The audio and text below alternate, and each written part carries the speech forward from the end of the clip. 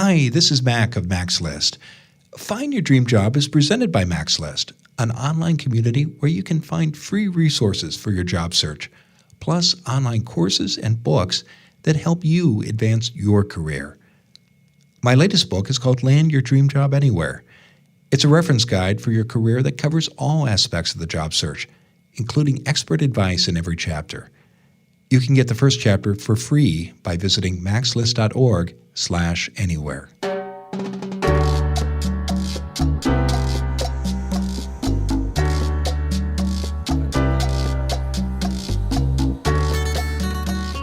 This is Find Your Dream Job, the podcast that helps you get hired, have the career you want, and make a difference in life. I'm Mac Pritchard, your host and publisher of Mac's List. I'm joined by my co-hosts, Ben Forstag, Becky Thomas, and Jessica Black from the Mac's List team. This week, we're talking about what to do if you hate your job.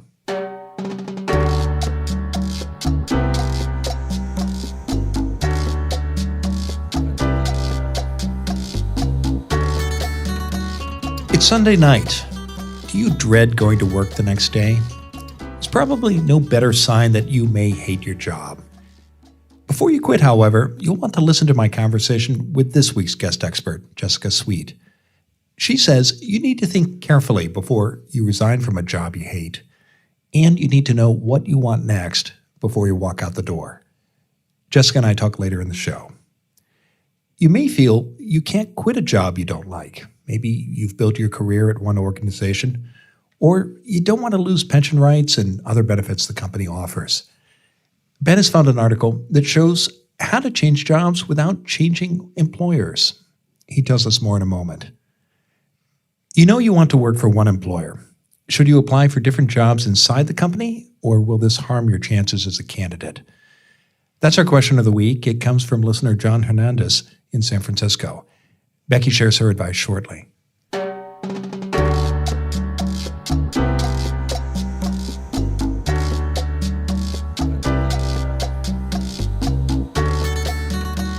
First, as always, let's check in with the Mac's List team.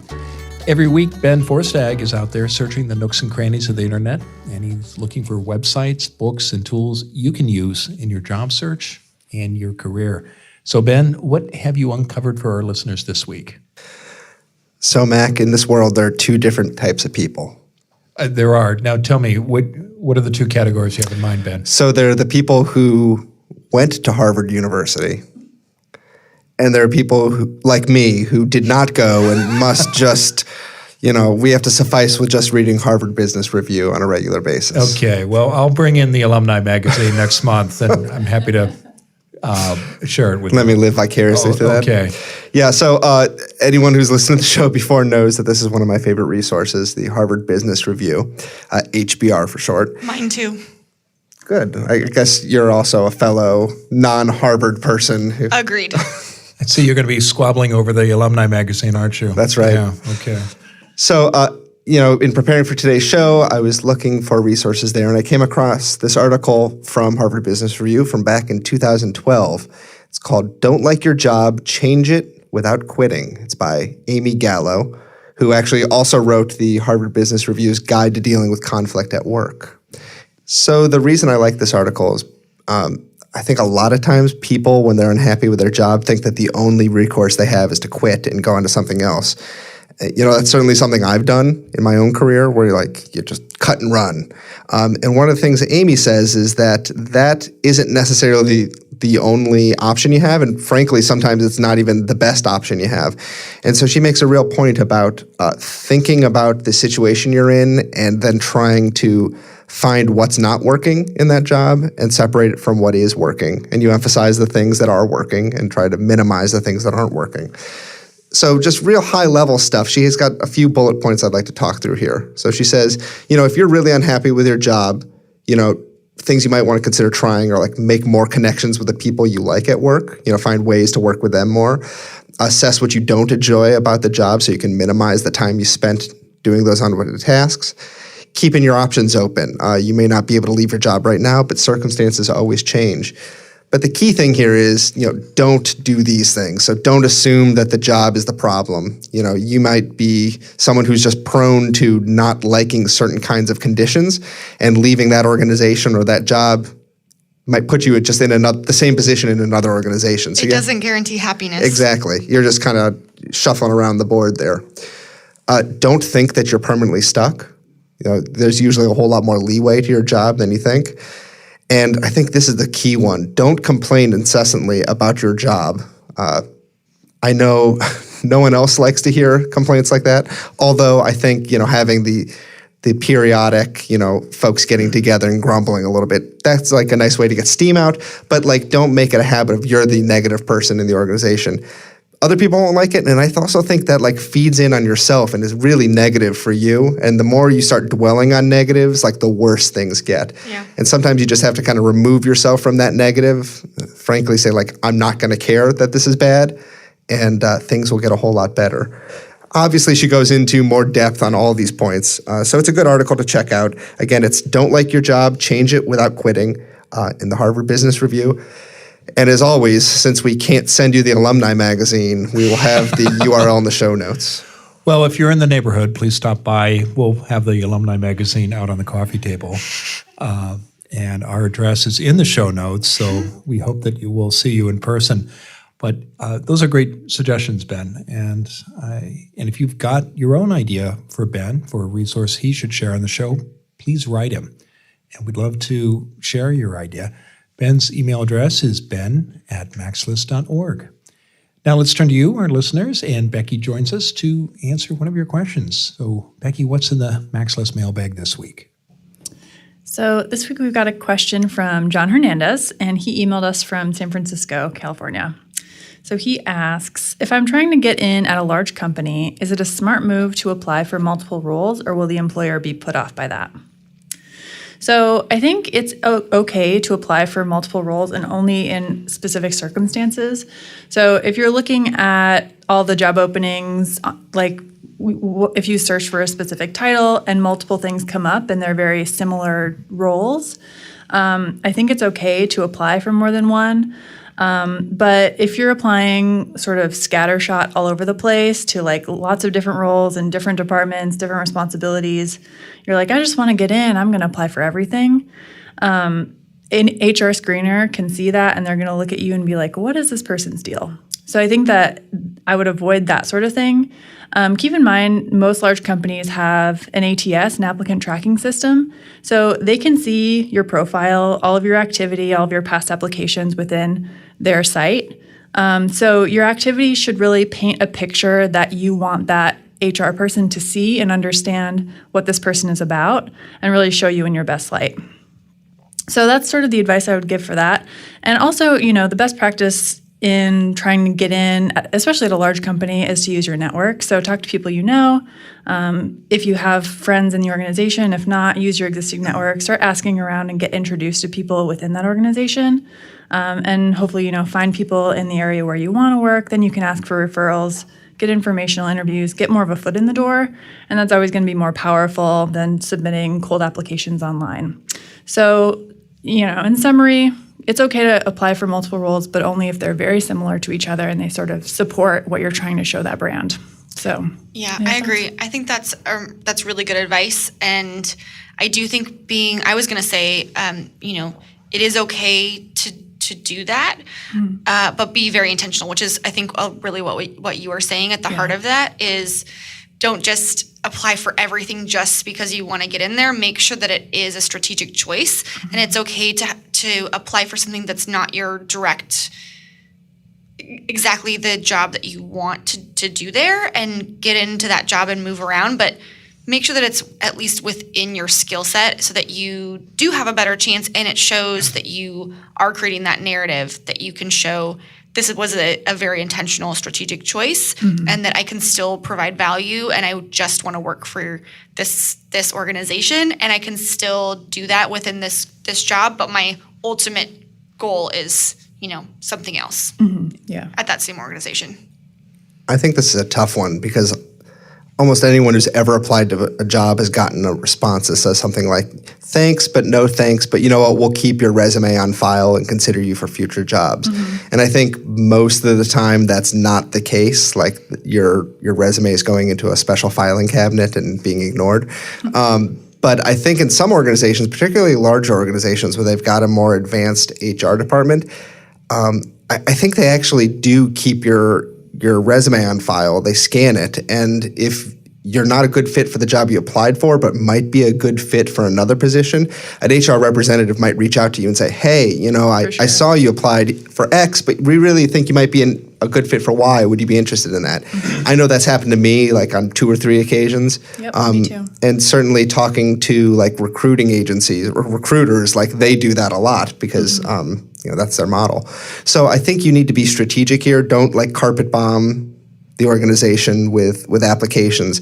And, you know, frankly, if working for the organization is like your true culminating passion, try to get some FaceTime or at least a phone call with the recruiter and like explain that and say like, I really, really want to work for this organization. Here's what I'm good at. Like if there's a position now for me, great. If not, keep me in mind for other positions where I could create value for you guys. And I think that's going to help. Having that relationship with the organization is going to help, and it's also going to prevent you from having to spend a lot of time just applying for jobs over and over and over again. That's a really good point. And, you know, I think your focus on the FaceTime is really good. And then also even kind of mentioning when you're in that in-person informational interview or whatever it ends up being, saying what are the other ways that I can continue to demonstrate my value? What are other opportunities if there aren't positions available in this organization right now? Are there volunteer opportunities? Are there other ways that I can start providing and showing my value and getting involved? And that way, when a position does come available, you're there and you're already invested. Yeah. All great advice. And as I listen to the three of you, it's clear that there are 3 doors into a company. One is through the front door, the website. But Becky, I love your point about if you want to be at a company, find ways to network your way in. And that's the kind of back door, whether it's through informational interviews or contacts.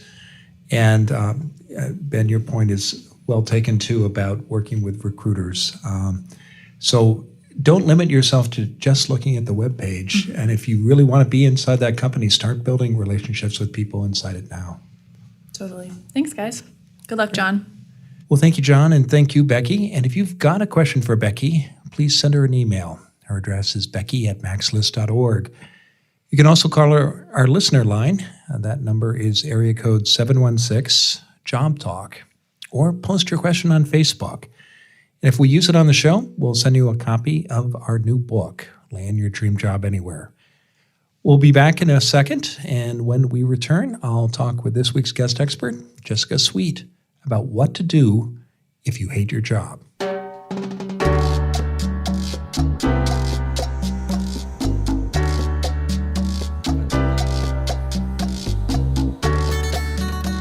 Now let's turn to this week's guest expert, Jessica Sweet. Jessica Sweet is a career coach and licensed therapist. She helps creative, midlife professionals and executives find work they care about and want to do. Jessica is a member of the Forbes Coaches Council and a contributor to Forbes.com and the Huffington Post. Her work has also been featured on CNBC, Business Insider, and Hay House Radio. She joins us today from the greater Boston area. Jessica, thanks for coming on the show. Thank you so much. Yeah. Well, it's a pleasure to have you on the program. And we're talking today about something I think I certainly have experienced in my career. I think everybody has this moment. What do you do when you hate your job? And let's start with a basic question. How do you know it's time to quit, Jessica? Yeah, it's actually not as basic a question as you'd think, because you might hate your job, you might really dislike it, but there's always a multitude of factors, including your paycheck. So I think really the answer comes down to when the feeling of really not wanting to go into work outweighs the need to have that particular job, or when you're prepared enough to move on when you either have a different job or you feel prepared enough to launch into a job search without something else. I think it's time to quit when it gets either bad enough or when you can comfortably move on. I think that's when it's time. But it's always a scary thing because you have so many different factors to weigh out. So your body you might be feeling that sense of dread. Sometimes people call it the Sunday night blues, but so those feelings are there. Do you think that people should just quit their job and figure out what to do next, or what should they do when they know it's time to move? Well, I think it's an individual decision, and I think it really depends on how bad it is at work. If there are things going on at work that are abusive or illegal, those might be times where you should seriously consider quitting. But for the most part, you probably should think about trying to find something else before you move on. I think a lot of people think that they will have more luck finding a job if they can commit to a job search full time. But it's really hard to spend 40 hours a week job searching. And it's easy to think that there will be people to network with or things, to do. But the reality is that people are at work when it's working hours. So, the reality is that it is often better to stay and find something else before you and have something before you leap. And have you found in your work with candidates, Jessica, that people are just more attractive as a candidate to employers when they're employed? Absolutely. It's not impossible to find a job when you're not working, but the longer you're not working, the harder it can be to explain that gap. So you're ready to leave. You haven't quit your job. You want to start that search. What happens next? Do people need to pay attention to goal setting? What should they do next? Yeah, they should pay attention to goal setting. They should pay attention also to what went wrong in the last job. I think it's really hard to know what to look for unless you really know what happened. If you didn't like the work you were doing, if you didn't like the company culture, if you didn't like the particular management style, sometimes there are things to be learned from a situation that can help you figure out what it is that you're looking for in your next situation. So I think it's always important to look back and then move forward and look at what the goals are and what you're doing next. So what are your best tips, Jessica, about how to do that kind of self-examination? I'm guessing it doesn't involve a happy hour with a lot of coworkers complaining about all the things that are wrong at the office. But it's probably a different approach. What can people do so they can not get stuck in the negativity, but actually draw out those lessons that you're encouraging them to take? Yeah, I mean, people often have someone in their life that is sort of a trusted advisor or friend, sometimes a spouse, and if not, coach is a great way to go. But having somebody to talk to that you can explore that with is a really helpful thing to try to understand, what went wrong, what do you need in your next situation. If you don't have anyone or you don't like to do that with another person, even just thinking about it on your own, sometimes journaling about it, just trying to understand those questions and thinking about, again, the past, the future, what your goals are. I think those are all really important. So drawing on those lessons and then bringing it back to your goals, what do you do next? You're still going to work every day. You now know where you want to go because you've thought about your goals and you've reflected on what worked and what didn't work in the current situation. What practical steps should people be taking after doing that kind of work? Well, there are certain things that you should do, and there are certain things that you should not do. I mean, the first thing, or one of the things that you should do, is really prepare for a job search, and that involves networking and getting your resume in shape. So those are some of the things that you can be doing.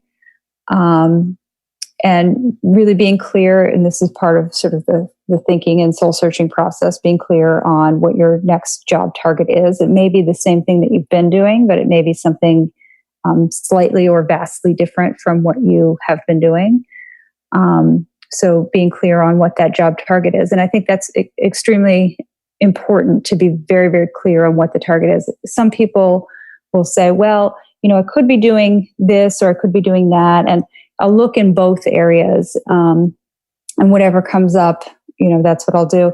And I think that can really be detrimental in a job search, because you are not, you're not marketing yourself very well in terms of networking. You're not being sort of the go-to person for whatever specific thing you're doing when you're spreading yourself across different areas. So you have to be really targeted in your job search and in your resume and in your networking. And really be very clear within yourself and within your job search about what it is that you're doing. So being targeted, getting your resume in shape, networking are some of the things you should be doing. And some of the things you shouldn't be doing are, really talking about your job negatively, especially on social media, or getting really negative in your attitude while you're at work, while you're still in your job. So those are some ideas.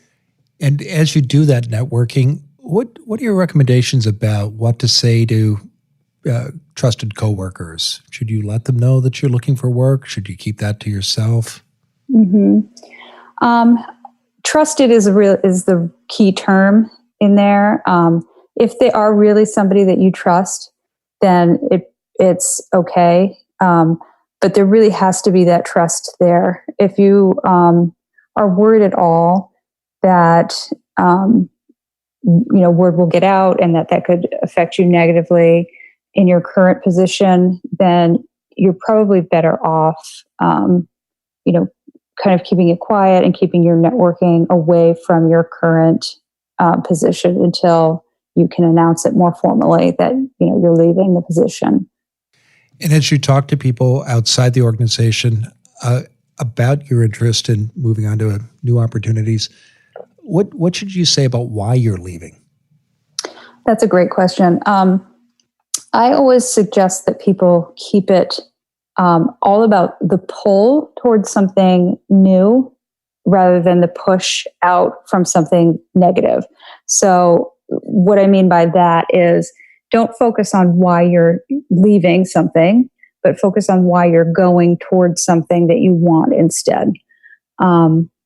So you can talk about things that you're interested in learning, new opportunities, you're passionate about something that you care about getting into, but don't talk about your terrible boss or your long hours or the commute or all the things that you hated about your former job. Those things all might be true, but the person to commiserate with is not the person who may potentially be able to get you a job, or the person you're interviewing with, or those people. The person to talk to about that with is your spouse, or maybe your buddy, or your career coach. Those are the people that you can kind of vent to. But don't do it in the professional capacity, because that really will only come back to bite you. Yeah, I'm curious, what do you hear from employers, Jessica, when they hear those kinds of complaints from candidates? What kind of reaction does that provoke in an employer? It really just sets the tone for negativity, and they are only seeing a snapshot of the person. They don't see the person as a whole person. They see what they see in that moment. And so they're seeing that person as negative, and they're imagining that person is going to be negative in the position that they're hiring for. So they think, if they hire them for whatever position they're interviewing for, they're just going to be negative about that position. They're going to hate their boss. They're going to hate the commute. They're going to think there's, no work-life balance. Whatever they're getting is going to be what they get in that position. So they're, they don't want to see it. They don't want to see that. They just want to see, the positive attitude and the positivity that you bring and the potential that you bring. So, so that's what I hear. And when somebody has completed a search, they've gone out, they've done the networking after the goal setting, they've found an opportunity, they've received and accepted an offer, and they're ready to go from the job they hate. How should they exit from that company? Is it time for that to write down everything you've really been wanting to say to your boss? Or maybe that's not such a good idea. What do you think, Jessica? Yeah, if you write it down, then burn it and don't let anyone ever see it. Exit gracefully. Don't ever, ever, ever burn any bridges. You don't know when you're going to need a reference from that employer, or when something could come back where you could need something from that position. And people sometimes say to me, I will never, ever, ever need or want anything from that job. It was so horrible. But you never know how that is going to come back, where you'll need something first. And second, it's a part of your life and your work history. And so having burned it really reflects on you. It's a piece that you can't go back to and have anybody talk to them, or people know more about that, because you've really burned that bridge, and you really don't want to do that. You want to exit gracefully, no matter how bad it was, and just try your best to let your resentment and negativity go in a different way. Even if you have to talk to a therapist about it, which people do, that's definitely a legitimate way to handle it.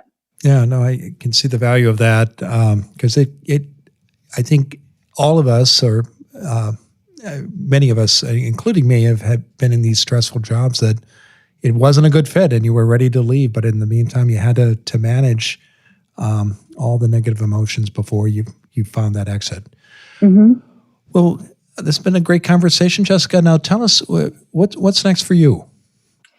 Well, I am very much enjoying coaching people, and my work is around, the career coaching, the career path, and also helping people manage those emotions. I am also, as you said, a licensed therapist, so I do that work. I don't do therapy work, but my coaching work goes in that direction a lot of times because of my therapy background. So I'm enjoying that, and I also have an online program called the Meaningful Career Change Formula, which I'm offering for people who are not interested in coaching, but still interested in finding a meaningful career for themselves. So that's another thing.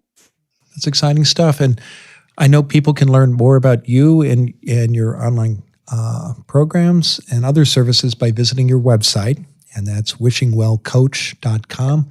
We'll be sure to include that URL in the show notes as well. Jessica, thanks for being on the show today. Thank you so much. You're welcome. Take care.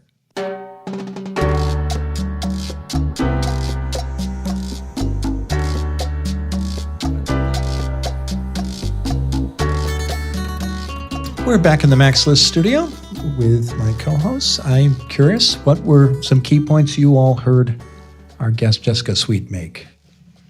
Becky? I thought she made some good points. I have struggled with that whole find a new job while you're at your old job. Oh, it's so that tough. you hate. It's hard. Yeah. So not only are you doing a full-time job, but you're sort of burdened by that emotional distress of not liking the job. Yep. So I think she gave some good advice. I understand that employers want to hire people that are currently employed and all of those things. And that's sort of the best path forward. I think it's really about carving out time, really prioritizing your job search when you're in that full-time hate your job sort of situation. Mm-hmm. That's the biggest challenge. And you have to really prioritize that and be like, you know what, I am going to I'm going to prioritize half of my Saturday every week to networking and job searching and putting feelers out. And that's really hard to do. So, I think that's good advice, but also just it's tough. Well, and when you hate your job, you hate talking about what you're looking for, or people it's hard to get inspired. Yes, or people when you go network and people always ask you about your job and what do you do, and it's hard. And I loved her emphasis on staying positive and focusing on what you do want rather than on what you are going away from, or kind of focusing on what you're going towards rather than what you're going away from. Right. But I understand that can also be tough when you, like you said, have that emotional distress of you just feel heavy and that's the only thing. It's all terrible. So I think that is really important to focus on that really positive side. And I also really liked her emphasis on being clear with yourself about what you're looking for, because I think it's also easy when you hate your job to be I just want anything else, and I just need to get out of here, and I'll take whatever. But that's not going to help anything. So being really strategic and being clear about what exactly you do want, and what are the good things that you do enjoy that you're trying to move towards, and being clear. Not only does it help you speak to other people, but it helps you stay focused on those goals. Yeah. I would I'm going to be the counter voice here. Of course. So I totally understand, you shouldn't just quit your job and walk out, and But I think you've done once, haven't you? Well, I have, but I think the key here is you can put yourself in a situation if you're strategic about this, and frankly, just saving money, right? If you can save money to put yourself in a situation where you can not have to work for a couple months, I actually think that's the best situation. It really is. Because then you get out and you have the time and space and energy to do a job search and you've got some backup, right? So that the pressure's still on, but you're not worried about where food's going to come next week. So that's my suggestion. And I'll be honest, I'm not a great saver. The only reason I was able to quit my job was because my wife supported me. Thank you, Aaron Hammers. Shout out to Aaron. Yeah, but I think that's a viable option. Of course, we know there's a bias against people who are unemployed looking for work. Employers prefer if you have a job when they hire you. But I think those are the kind of obstacles you can overcome if you have the time and space and energy. I agree with that, because like Becky, you were saying, sometimes it's just not, you're not able to. You're just not able to find the energy, and sometimes that really is the best option, is to just walk away and say, I need to just have this clean break. And I think that you can address that when you are looking for other things, of saying, I wanted to take this time to really focus myself and have the time and energy. And, you can focus on volunteering during that time and do other things that you can demonstrate what you're still doing, and not just be watching Netflix all the time, which, do that for a couple days, but maybe not a couple days. A day. You got to give yourself a little bit of time. I think a day would, I agree. And the point I really liked that Jessica made was about just reflecting back about the lessons you want to take away from that experience. Because every job offers positive and negative experiences, and you got to learn from both of them. So it was a good conversation. Yeah, it was. Yeah, and I hope there are only a handful of listeners out there who are in jobs that they hate, because it's not a great situation to be in. And I hope they are able to change it quickly. So thank you, Jessica Sweet, for joining us this week, and thank you, our listeners, for downloading today's episode of Find Your Dream Job. If you like what you hear, sign up for our free weekly newsletter. In every issue, you get all the key points of that week's show. We also include links to all the resources mentioned, as well as a transcript of the full episode. Subscribe to the newsletter now, and we'll send you our new guide, the Top Career Podcasts of 2017. Discover all the podcasts that can help you find a great job and get the career you want. Get your free newsletter and podcast guide today. Go to maxlist.org/topcareerpodcasts2017. And join us next Wednesday when our special guest will be Kwame Christian. He'll explain how you can get the best salary offer Until next time, thanks for letting us help you find your dream job.